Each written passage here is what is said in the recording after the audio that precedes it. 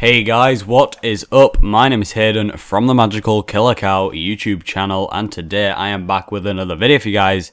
And this one is probably going to be the only video that I actually talk about my opinions of a weapon and talk about some of the statistics for it. I have the statistics of the Baby Faces Blaster up on the Wikipedia page, on the Team Fortress 2 wiki page, so I'm just going to be giving my opinions on it and a couple of the stats. This weapon has been in the game for a while now, so I just thought I'd share my opinions of it, and just thought I'd let you know that there is a bug recently added to Team Fortress 2 because they updated Man vs Machine, so they had to break something else, that now you can't see buildings when they are building, as you saw there, that the sentry gun was invisible until it managed to get to the full health and it was fully built. So I just thought I'd point that out because that is sort of a key thing that is in Team Fortress 2 now, and I'm going to die, well, I've already died, and then when I respawn you'll see me die instantly by a door closing, so that is brilliant.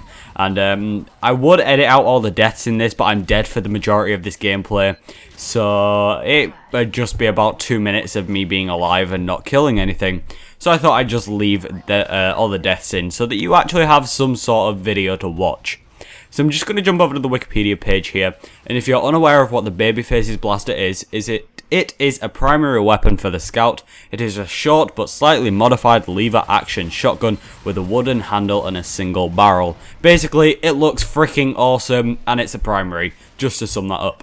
So now I'll just try and remember to put the statistics on screen now. But basically, the Baby Faces Blaster is 40% more accurate, on hit builds boost, and run at up to double speed and maximum boost. So basically, the more damage you deal, the faster you'll be running. However, you do 30% less damage and 35% slower move speed on wearer, and if you jump, the boost resets. So basically, you're going to be doing a lot less damage, you're going to be running a lot slower, and if you jump at all, then it's going to be resetting, and it's just annoying. I know it does say that it's more accurate, but I really haven't seen any difference in the accuracy of it.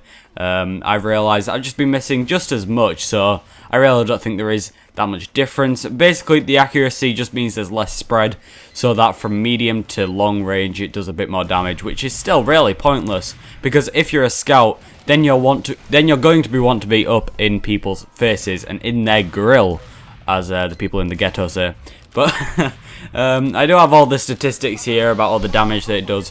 It does just less damage than the default scattergun. That is pretty much all you need to know.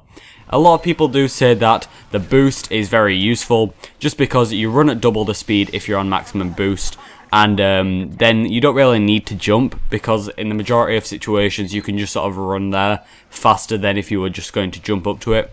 Primary example of this is on Upward, near the final point. You can just run around a lot faster rather than jumping, but there are a few maps such as Lakeside that you do actually need to jump to get to some health packs, so it is a massive disadvantage there. Also, not always is the run speed going to be useful. I found that in this gameplay that there will be like a heavy moving ridiculously slowly.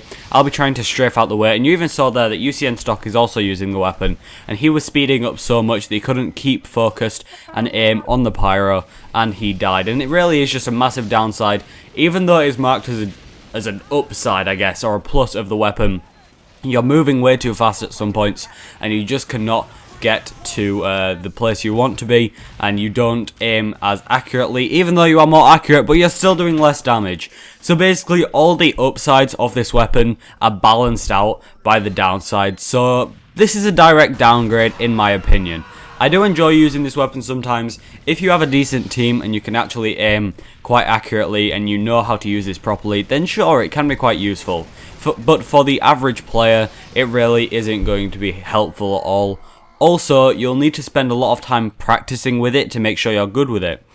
Basically, you're running super fast, you need to learn to aim with this, and then going from the Baby Faces Blaster back to the scattergun is pretty much impossible. And that is pretty much why I just thought I'd say why I hate the Baby Faces Blaster, why the Baby Faces Blaster sucks and is a horrible weapon, in my opinion. It can be useful at some points, but really not often. I guess I'll read out the damages, I guess. So if you use the scattergun often, you'll realise it does about 100 to 120 damage at point blank range, I believe. this is only going to be doing 63 to 73.5. Medium range is 7 damage to 28, and long range is 2.1 to 7. So basically, if you are not right up next to them, and if you're trying to kill someone such as a heavy, then it's going to be taking a while. And you need to do 99 damage to get the fully charged boost type meter thing. So I mean, that is nice. It doesn't take a lot of damage, so you can quickly rebuild that. But you're moving really fast as well, so it really isn't that useful, I guess. Just because you're moving way too fast, and I've said this enough times in this video already, but you are moving ridiculously fast, so anything you do try to get done just doesn't work, and it is quite annoying when trying to aim at one target and you're just moving too fast. So you're trying to dodge them attacking you, but you can't actually aim. So you're pretty much going to die the majority of the time with this weapon. The only useful thing I found with the boost is that I can run away from enemies really quickly if I get full boost, and I can run and grab health. And in situations like this where we're pushed all the way back at our last point, honestly I don't know how we defended the point for this long.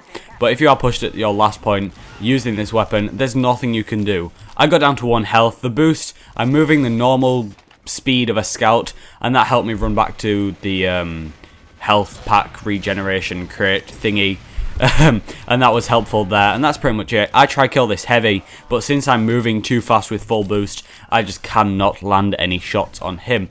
And that's pretty much my opinions on the Babyface's blaster. I'd love to know your opinions in the comment section below. But anyway, we are coming up to the end of the video here. As I said, leave your feedback in the comment section below. Tell me what you think of this weapon. I personally do not enjoy this weapon, but it is really up to personal preference, and if you can get good with it, then it can be a pretty decent weapon, but I just think it is quite bad. But anyway, as I said, we're coming up to the end of the video. I thank you all so much for watching. If you'd like to see more of these videos, be sure to click the subscribe button above to be notified when I post them. A WM1 Pyro does try get onto the point and save it, but then Yucien Jauki or Joki, or however you pronounce his name, I still don't understand, does lose the game for us, so all blame him. So thank you all so much for watching, and I will see you all in the next one.